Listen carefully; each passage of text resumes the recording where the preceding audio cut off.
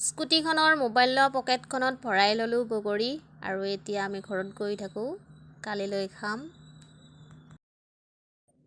কাইলৈ খাব লাগিব। ইমানখিনি বগৰী আনিছোঁ আমি, ইমান ধুনীয়া ধুনীয়া বগৰী। এয়া এতিয়াই খাওঁ খাওঁ লাগিছে। এতিয়াতো সময় নাই, গধূলি হৈছে, খাব নোৱাৰিম, কালিয়ে খাব লাগিব। এয়া মজা। নমস্কাৰ সকলোকে। আমাৰ এই ৰাস্তাটোৰ ভিডিঅ' মই এদিন দিছিলোঁ আৰু সদায় ব্যক্তিয়ে মোৰ ভিডিঅ'টো চোৱা নচোৱাৰ লগত কোনো কথা নাই। যিয়ে নহওক ৰাস্তাটো অকণমান হ'লেও বহল হৈছে আৰু এয়া দেখুৱাইছোঁ কিমান বহল হৈছে। ইয়াৰ পৰা আহিলে, এইটো ৰাস্তাৰ পৰা আহিলে, দখলাৰ পৰা আহি এইফালে পলাশবাৰী পথ এইটো। আৰু আমাৰ দেখিছে আমাৰ বাইদেৱে বগৰী বাৰী আছে, খোৱা মেন, বগৰী খোৱা মেন।